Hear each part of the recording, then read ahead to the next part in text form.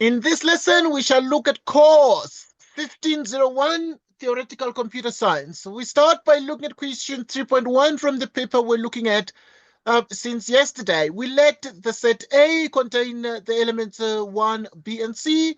The set B contain the elements 2A and C. And let T contain those particular ordered pairs. And this set T, let it be a relation from B to A. Now, let us determine the set composition. Let us determine the set composition. So determine therefore the set composition will then proceed as follows. Right, so it would therefore be containing elements of the following form. So the set composition of T with T would therefore contain C and 1. Right, it contains C and 1, given that T is that. Perhaps a couple of things we need to first look at. Let us first list the elements in T. And they are C and 1, C and C, A and B, 2 and 1,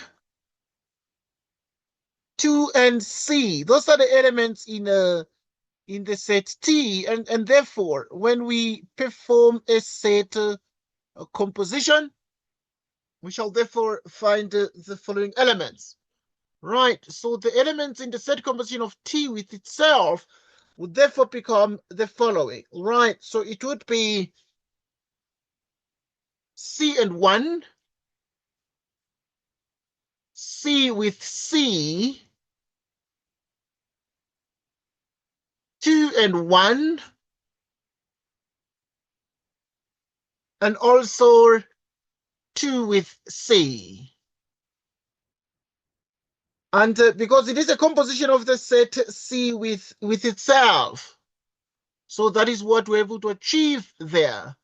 Which ordered pair should be deleted from T to make it an irreflexive relation? Right, to make it an irreflexive relation, we need to remove the element that allows C to be related to itself, and we need to remove C and C. So this one should be removed. Should be removed. Next, we'll look at 3.2. Right, let A contain the elements 1 and 2, B contain the elements 2A and B. Give an example of an injective function from A to B. We need to give an example of an injective function from A to B. To start with, we take note of the fact that indeed the set A contains 1 and 2. B contains 2A and B.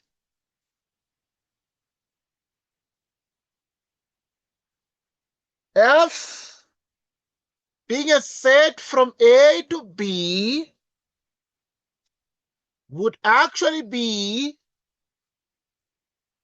containing the following, because let's just give an example of an injective function. So let's take a look at this one. If we map 1 to 2, right, we map 1 to 2, but we also map 2 to A.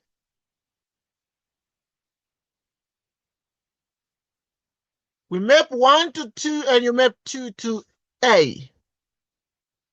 So this will be an example of an injective function. And an injective function is to do with what we call a one-to-one function. And a one-to-one function would actually therefore map different elements to different images, at least. Next, we let A contain the elements 1, 2, A and B. B contain the elements 2, 3, and C. C contain the elements 3A and D. For each of the following functions, write down whether it is injective, bijective, surjective there. Right, you do not have to prove anything. Okay, this is it. We do not have to prove anything.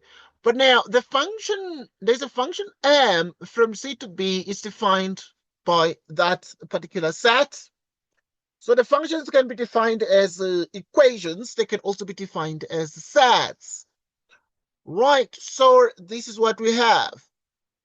For each of the following functions, write down whether it is injective, bijective, or that. Injective is one-to-one. Bijective is obviously both one-to-one and onto. There's an onto function. We shall describe that, but a function is onto if only you have two sets, x and y, and you can take a set y, such as for every element y here, right, for every element y, you can always get an x that is mapped onto that by a relation we can call f that maps the two sets. At this point, we are then saying, okay, so your so a surjective function is also called an onto function. Okay, it's also called a surjection. A surjection.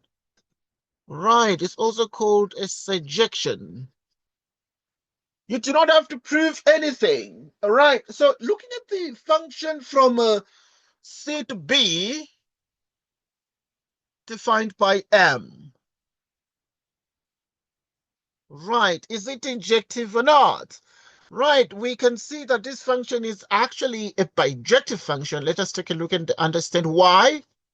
Right, we understand and we see, therefore, that this function here is bijective.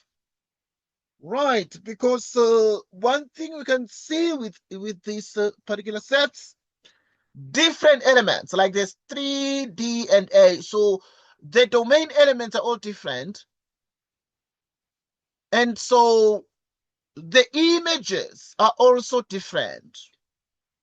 In other words, what we're having here is the following. Obviously, we have the set M. We have the 2, 3, C. Right. I want us to list the elements in X first. And it's going to be 3DA. Right. It's going to be 3DA. 3 to C. So 3 goes to 3. We can see D goes to 2 and by dint of this. Okay, this relation is said to be a one-to-one relation, so what you call an injective relation, because every element is mapped to onto itself, or onto a different element, or different elements go to different images, and also this function is onto, right?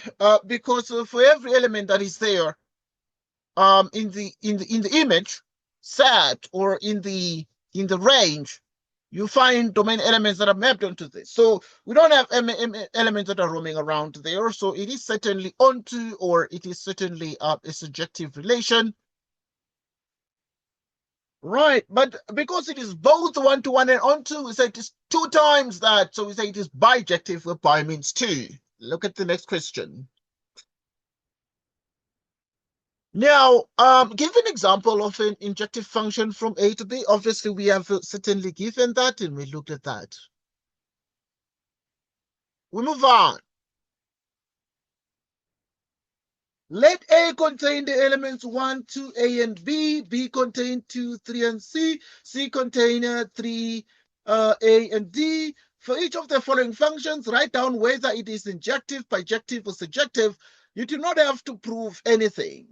Right, so dealing with the function from A to C, defined by n equals that.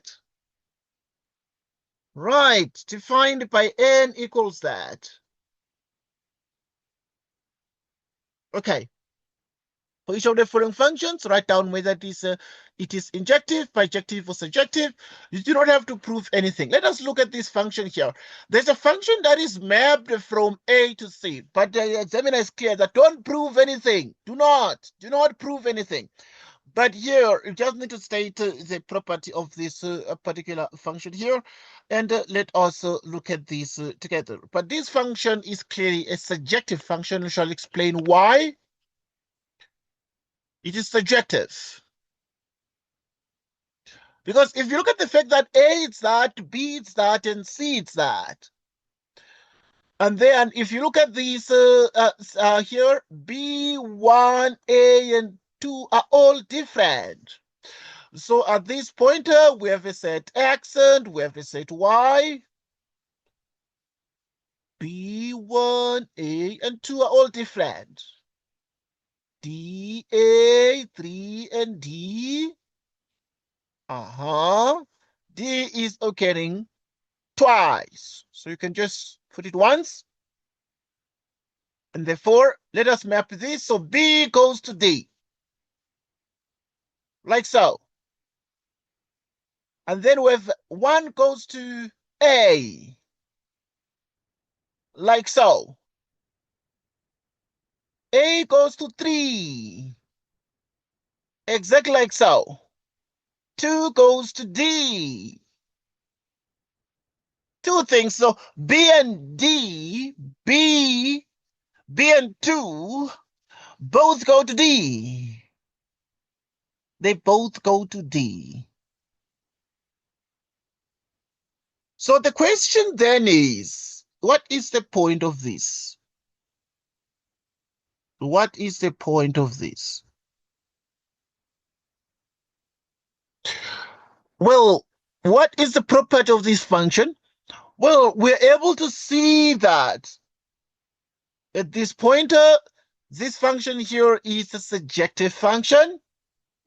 For every element here, we can get an X that is mapped onto it. There's no element that has no friend from the X set, from the domain set. And so now we actually are able to see, therefore, this function itself is surjective. It's actually exactly a surjective function there. Now move on. Roman figure 3, there's a function, there's a map from B to A defined by this. So you have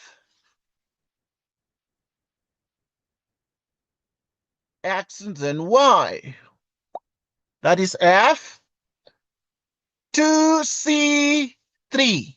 2C3. 1BA.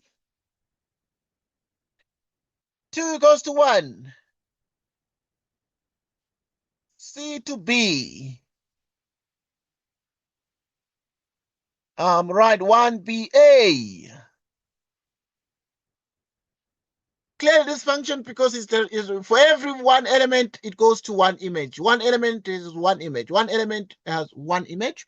So this one is clearly what you call an injective function.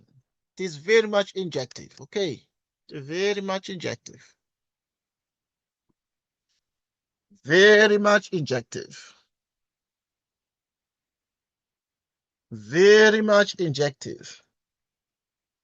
Let's look at the next question.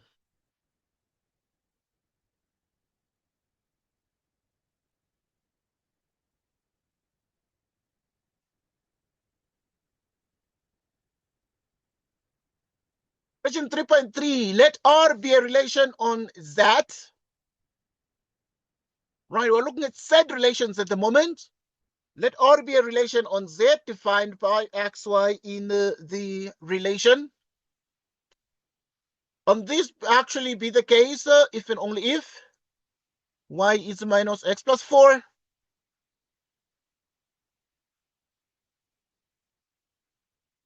Prove that R is symmetric. Prove that R is symmetric. Okay, now it's easy. It's very, very easy. Let us ponder to reason this out. And look at how best we can manage this particular question here. Moving forward. 3.3a.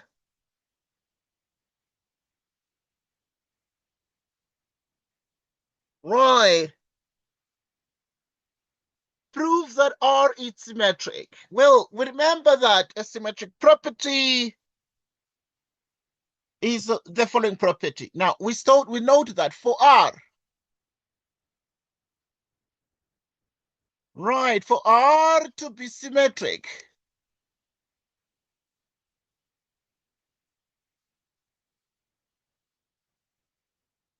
y equals minus x plus 4 must equal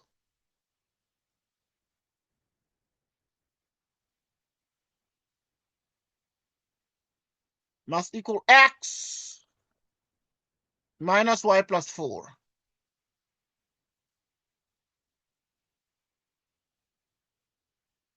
Right. And so this would mean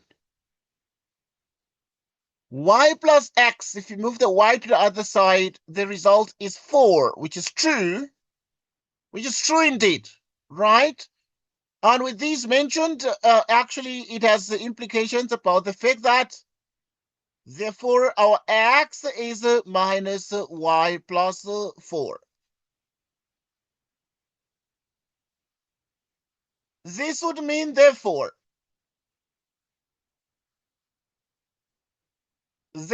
x and y and x are elements the relation, elements of the relation R, the elements of R, the relation.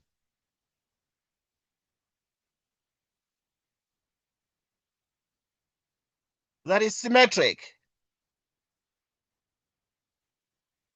That is symmetric.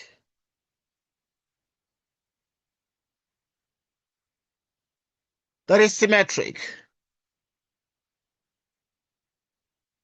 So note, therefore, that this would be symmetric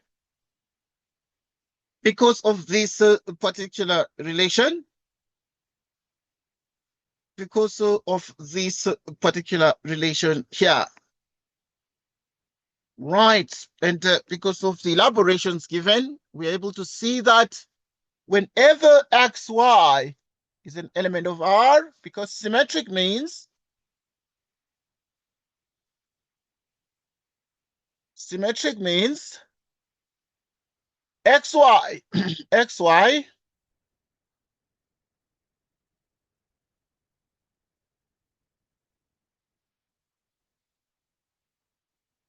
is an element of R, okay, or we then say, we put it like so, to put it better, or nicely at least, if xy is an element of R, then yx is an element of R.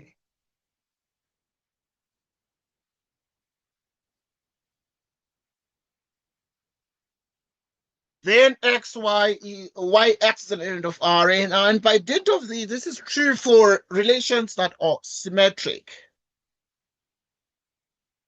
This is true for relations that are symmetric. We'll move on to the next question.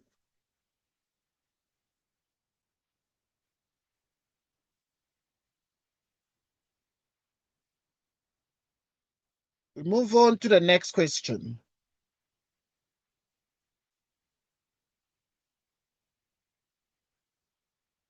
Let f and g be functions on the positive integers, z plus defined by xy being an element of the relation f, if and only if y is equal to 3x plus 2, and xy be an element of g, if and only if you have the cube of x plus 1.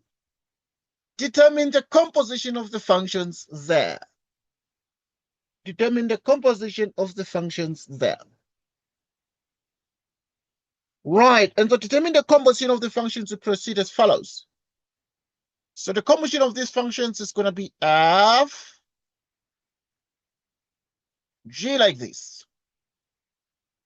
And f is 3 times the argument, x. So it's going to be f is 3 times g.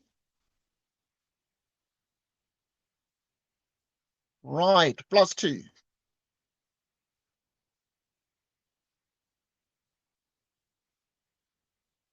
The g is x cubed plus 1.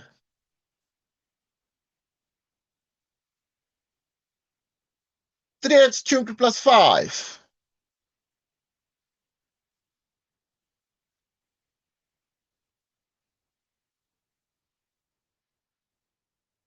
So this is 3x cubed plus 5.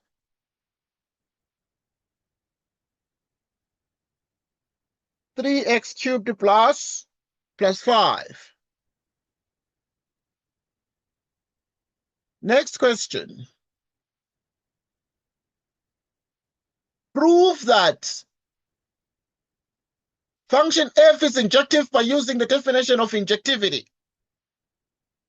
Second Roman figure.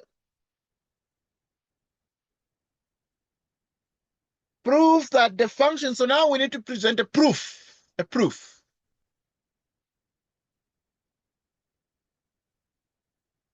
Now to prove this, we note that for all A and for all B, right, we note that for all A but also for all B, we have exactly the following. Okay, for all A and for all B. A not equal to B means that f of A is not equal to f of B.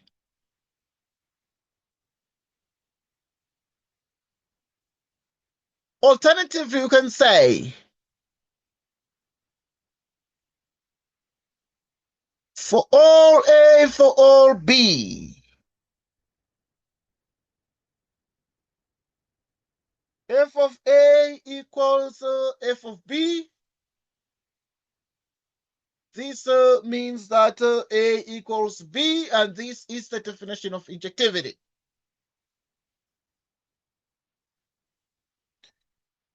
A not equal to B means f of A is not equal to f of B. For all A, for all B, f of A equal to f of B implies that A equals B. Okay, so we are saying these are the two cases of injectivity.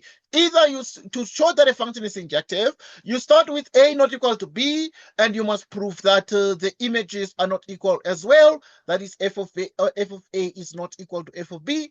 If you start with the images, you equate them. You make them equal to each other.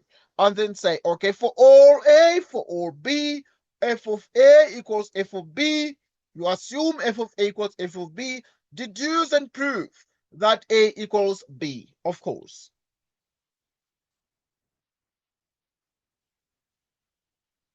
So now, since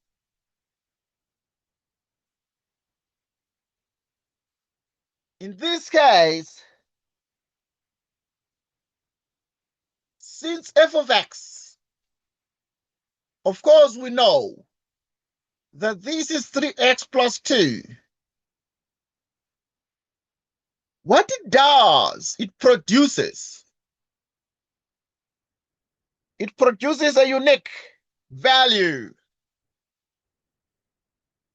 A unique value for every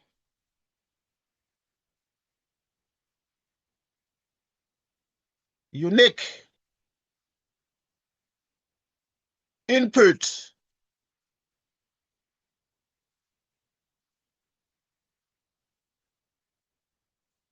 f of A equals f of B. Right, only when Only when A equals B, we can therefore conclude without any fear of contradiction that F itself is injective. Let's just reason about this proof a little bit for just a minute. Okay, we need to prove that F is injective by using the definition of injectivity. What is the definition of injectivity? Right, the definition of injectivity is the definition given here. So it comes twofold. Either we say for all A, for all B, we assume that A is not equal to B and deduce that f of A is not equal to f of B. For all A, for all B, we assume that f of A equals f of B and deduce that A equals B. So we are spoiled for choice. We can do any of this, but we decided to go with the second one, to say since f of x equals to 3x plus 2 produces a unique element for every unique input. We started with f of A equals f of B. This is it. We began with f of A equals f of B. With that, then, this is true only when A equals B, and this means injectivity, yeah? Alternatively, a student can start as follows and say, right, we can say alternatively.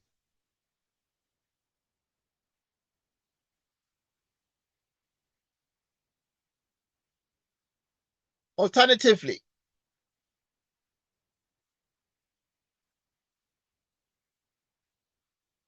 f of A equals f of B, 3A plus 2.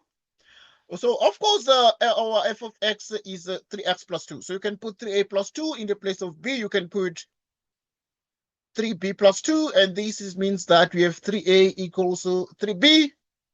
Divide by 3 and you get that a equals b.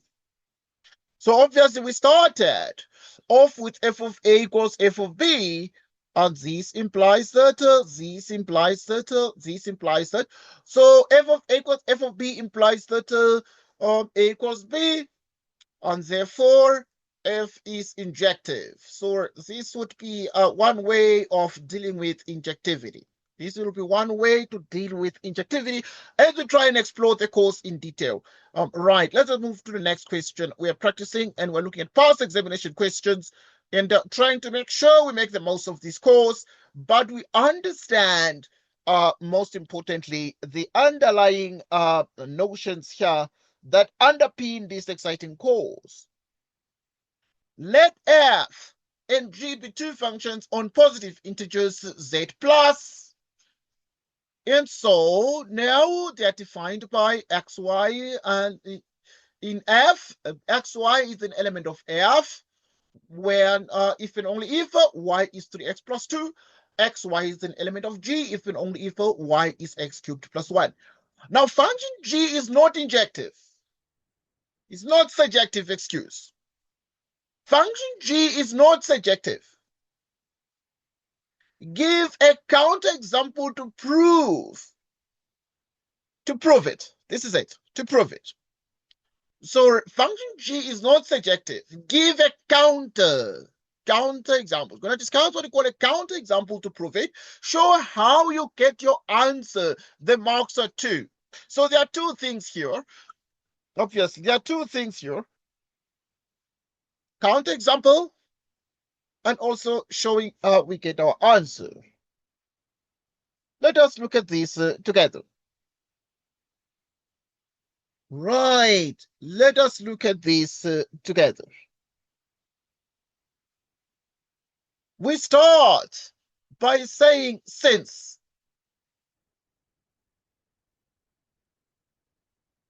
G is not surjective,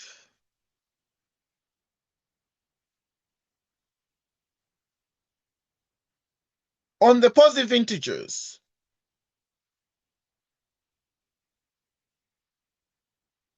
there exists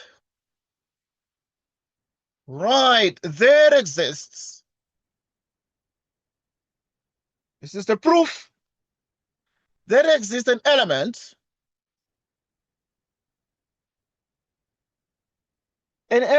in the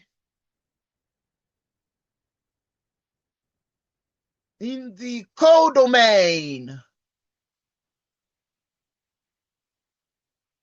In the codomain, not in the range.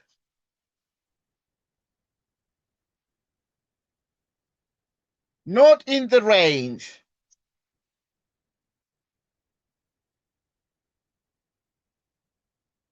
We note that for all A, for all B, or rather for all A, is what we say.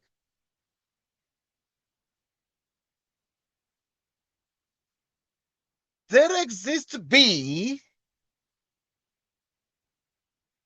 or let's start as follows. Let's say for all B. Yeah, you can start like that. For all B, we can get A. For all B, there exists A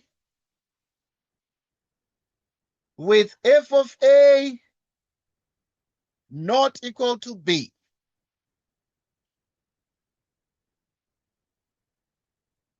Now, what we're able to see here, whenever we define the range of G, well, the range of G is Y, which is x cubed plus 1.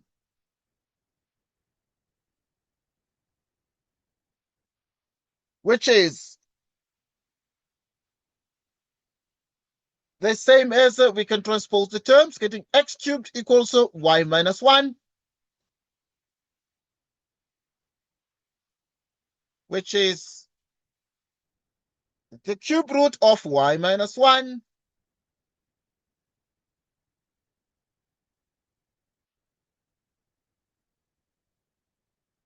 which means the range of G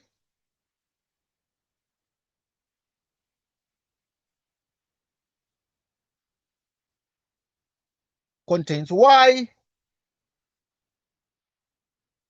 such that x is the cube root of y minus 1, x element of z plus,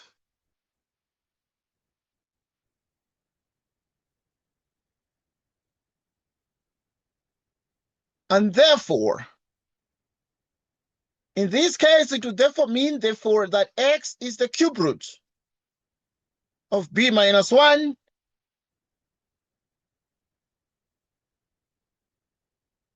right, and if we take b to be 0, so that we have 0 minus 1, this will be the cube root of minus 1. If this is the cube root of minus 1, if you cube both sides, of course, it doesn't matter. The cube root of minus 1 is minus 1. Okay, so we put this aside. We are still doing a Roman figure 3. Since x is an element of z plus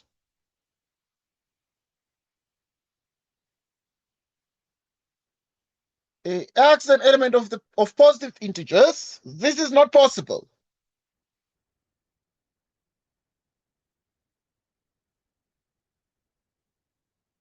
This is not possible. Therefore, G is not surjective. G is not surjective.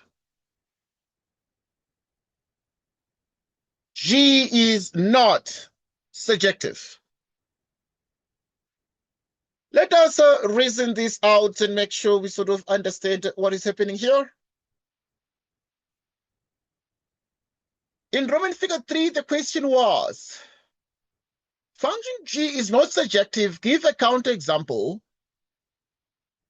to prove it. Show how you get your answer. The marks are 2 there.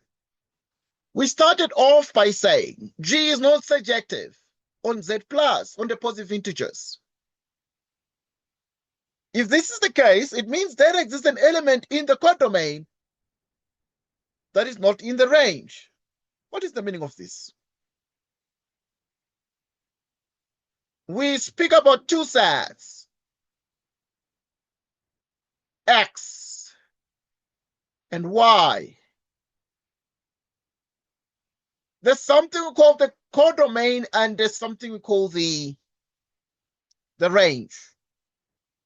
So the codomain sits inside the range, and therefore the codomain is a subset of the range.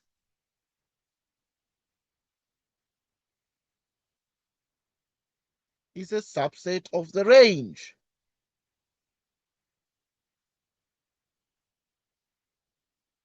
So the codomain sits inside.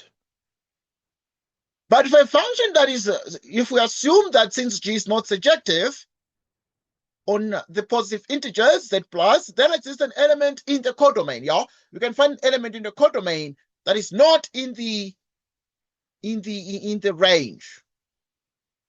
I mean, we have the codomain. This is what we're saying here. The codomain is bigger, but the range is smaller. That's what we're saying. The codomain is the largest set of images, but the range is smaller. That's what we're saying here. Since G is not surjective on Z plus, there exists an element in the codomain. So you can get an element in the codomain that is not in the range. Yeah, there's an element here that is like sitting here that is not inside the range. The range is small, generally. So to actually start off the proof, because we need to give a counterexample to prove it, about G, and G is the x cubed plus 1. So now we can give a counterexample, or we can proceed as we've done. So yeah, this is just an example. So we're saying for all B, there exists A. For all B, the B that sits here, the B is sitting in the codomain, but is not in the range, yeah? It's sitting outside the range, but it is there in the set of the images where we have our Y values. So for all the B, there exists an A, the A sits here, such that when we map these, this f of A does not go to B. It doesn't. It doesn't. It doesn't go to B.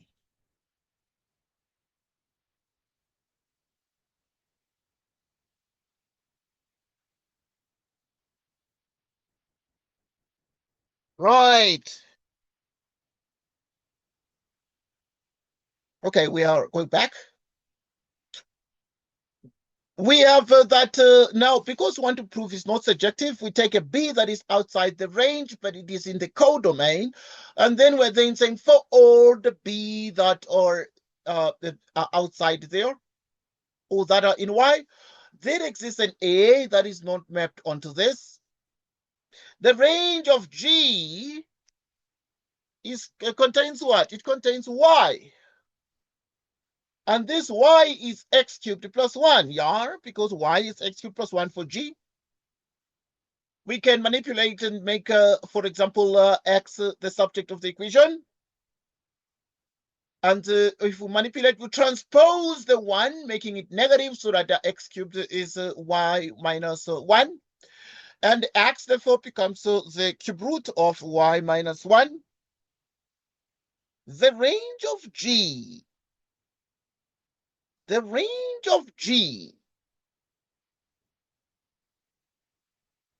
is such that it contains it is exactly y.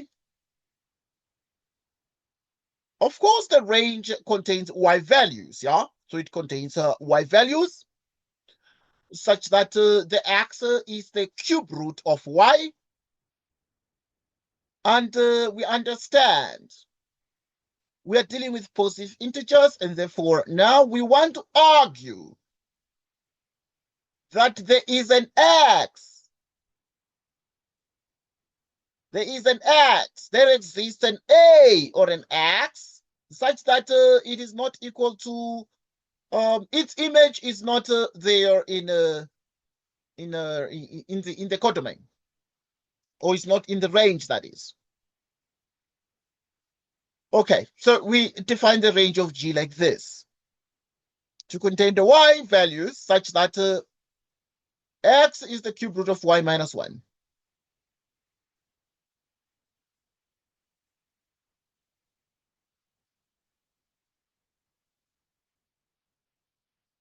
So now x would be equal to the cube root of b minus 1.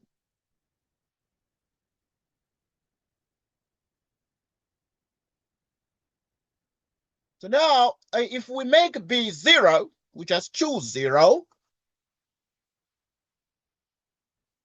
We have 0 minus 1, which is minus 1. We take the cube root of minus 1. We get x equal to minus 1, yeah? But now we're dealing with positive integers. So x and y must be positive.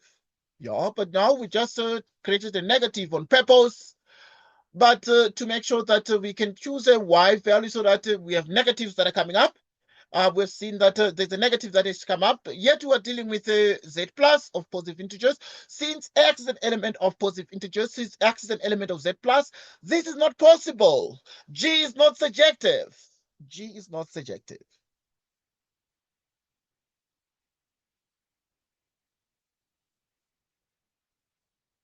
G is not surjective because x is negative 1. So if x is negative 1, since x is an element of positive integers, this is not possible. G is not surjective. So G is not surjective. Then we're done. We're supposed to just give a count. This is an example, is not a general proof because we took a specific b equals 0. This is it. We took a specific b equals 0. Let's move to the next question as we practice more. Okay, the next question is the ordered pair. Is the ordered pair 2 and 8 in F? Why not? Let us check the ordered pair. F of x is 3x plus 2.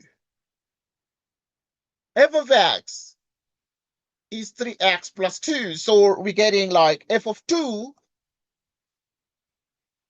which is 3 by 2. F of 2. 3 by 2 is 6 plus 2, which is 8. Therefore, 2 and 8, this is an element of f, because whenever x is 2, then y is 8.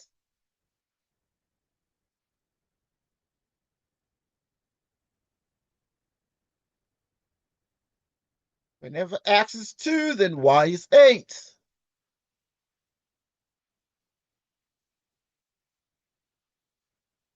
Whenever x is 2, then y is 8.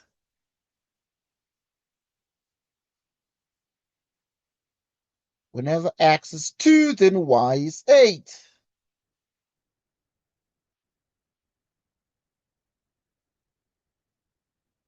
Whenever x is 2, then y is 8. So yeah, we have proven that 2 and 8 are actually, this ordered pair of 2 and 8 lies in F. Okay, 2 marks there, achieved. Move on to the next one, just practice more. Okay, the next question obviously is about matrices. Consider the following matrices. We're looking at the matrices. This one is called a row vector.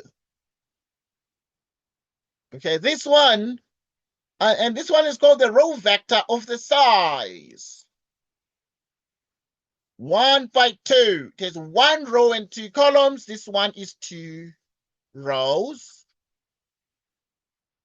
by 3 columns.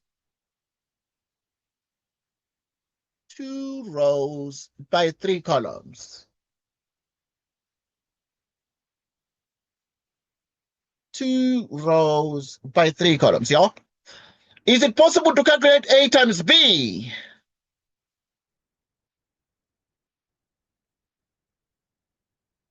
Is it possible to calculate A times B? Let's check it out.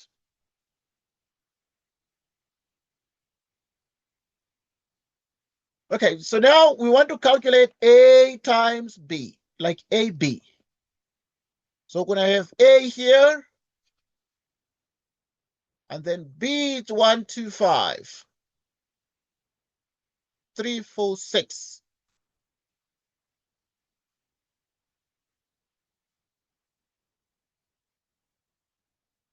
So we continue.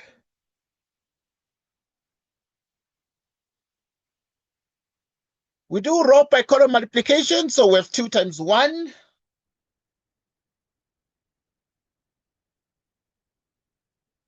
Right, so we'd have 2 times 1 plus 3 times 3.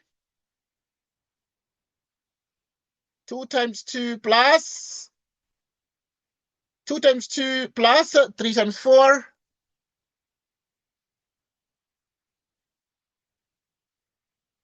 2 times 5 plus 3 times 6. 2 times 1 plus 3 times 3. 2 times 2 plus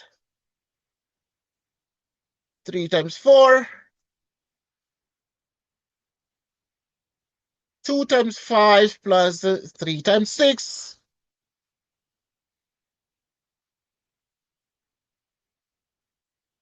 What is 2 plus, okay, 3 by 3, it's a 9 plus 2, it's exactly 11. Next, we have 2 times 2, which is 4 plus 12. Right.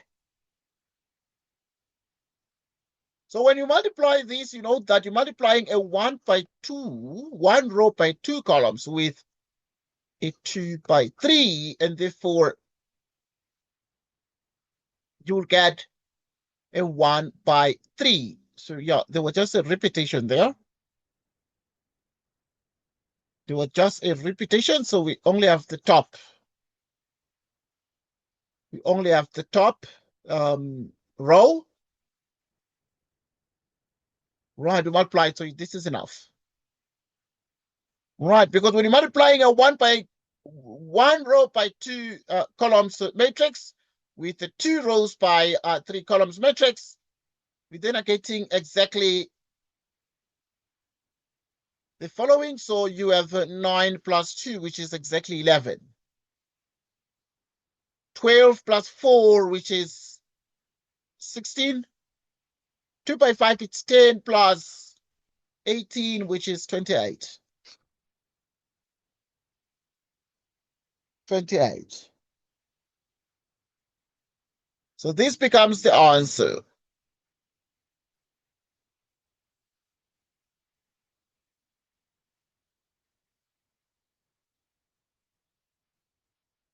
This becomes the answer.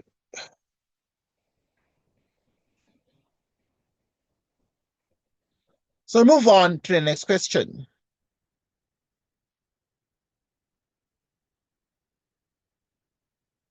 Let us compute right now this particular matrix difference and product. Well, yeah, scalar multiple of a matrix and the difference of these two matrices. Let us analyze this together. This one we know very well from linear algebra. So we know from MAT 1503. But yeah, we're going to have 2. The matrix A, which is -1, 2, 0. 0 and 3, -2, 3, 1. 0, 1, -2. minus 310.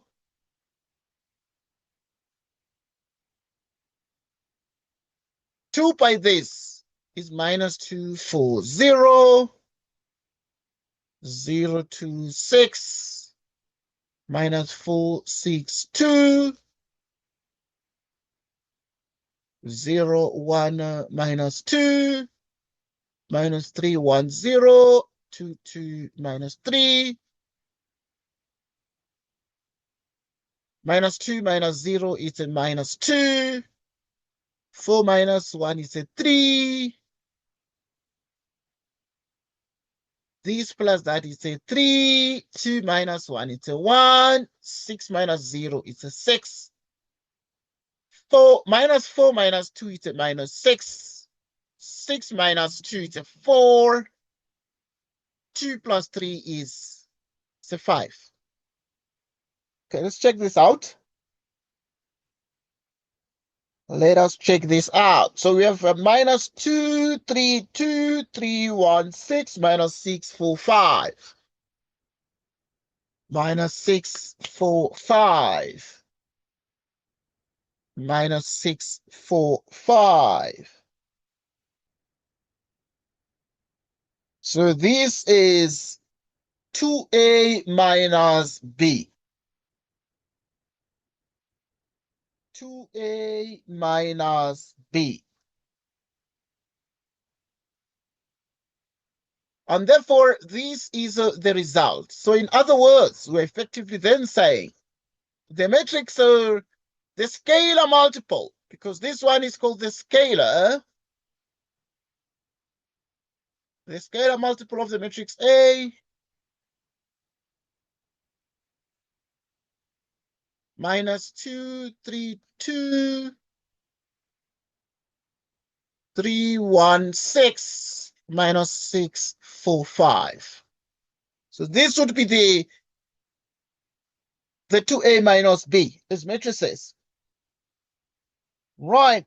Now let us deal with the binary operation. Let's deal with binary operations. So now, after having dealt with matrix products and differences and scalar multiples, given the incomplete table below for the binary operation star, complete the table above so that the binary operation star is not commutative. It must be commutative, and that B is the identity element. We note that A star A is B, but we also note that B star B is B. C star C, it's B.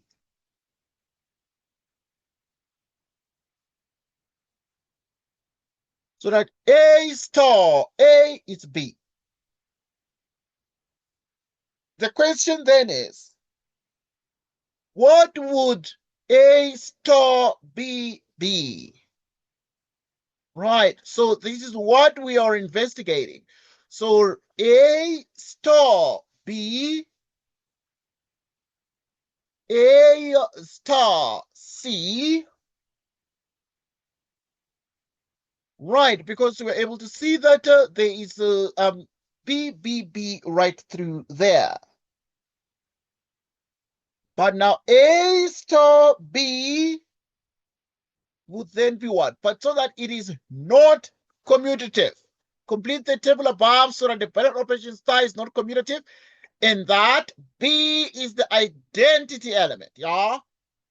B is the identity element. So if B is the identity, this is the most important thing. So A star B, for instance, is just going to be what? It's going to be A because B is the identity. So you're going to have a C there as well. You're going to have a C there as well. B is the identity, means that B star A is A because B is the identity. B star C because now we have A, B, we're only missing C here. B is the identity element, meaning C star B is C because B is the identity. What is the identity? Identity is the neutral element. is the neutral element. So this is the notion of the identity element that becomes a neutral element there. Okay, let us reason this out. So when you have, for instance, C star A, it's going to be equal to what? Because already here we are dealing with the following.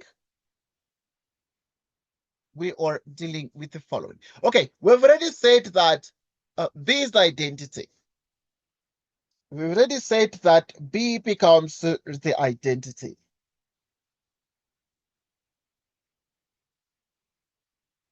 Right, so that in the end now, this would have to be A.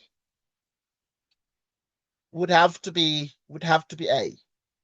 Because we know that C star B is C, because B is the identity. But for example, let us reason this together. You can say C star, your C star C is B according to this. So, but you also have the C star B. C star B, C. Then we have C star A. Right, we have C star A is equal to what? Right, so if you have, C star A. Okay, there's something I want to deduce here. So you have C star A. Right. Because now if you know that C star C it's B, C star B it's C, it means that you can play around here and put a couple of things you want to put.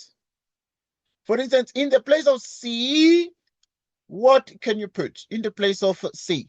You can put C, which is exactly the same as C star B. And then simultaneously, you already know.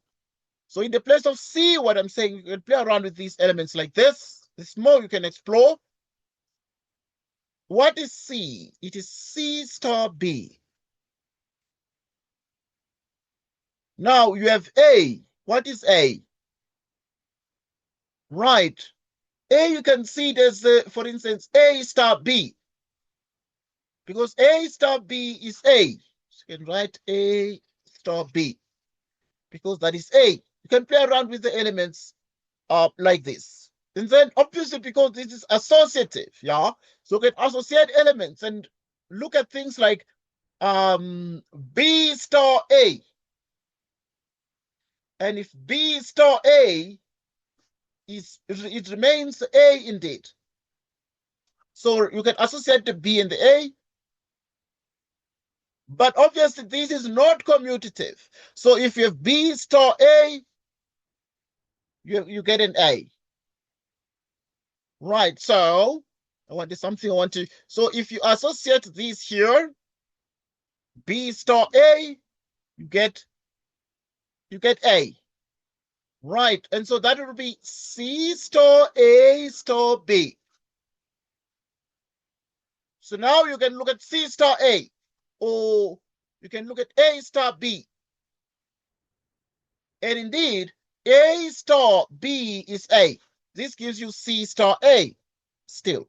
But if you're going to do C star A, and you agree that C star A should give us A star B, and then A star B would give us exactly a B, which is consistent with this. So now you can then say, for example, C star A, what should C star A give? If then, obviously, look at the fact that we need to complete the table above so that the binary operation star should not be commutative and that B is the identity. As indicated, B being the identity, we're just exploring here, but being the identity means that C star B is just going to be C. But C star C is just going to be B. And therefore, if we reason this out such that it is not commutative, we shall say the following. Okay, look. A star C, it's C. C star A. So C star A is not, right? C star A is not equal to A star C, because that would be commutative there. So this cannot be C exactly, because you complete the table above so that the binary operation is not commutative. If it were commutative, then A star C would be C, but also C star A was going to be the same thing. But it is not the same thing because it is not a commutative binary operation. Okay, just obviously think about this and make sure you can play around with these elements and explore these table much. But yeah, thank you so much for the discussion. It was interesting exploring the binary operations. We shall look more at these in our next discussion. But thanks again, and enjoy your day, and goodbye.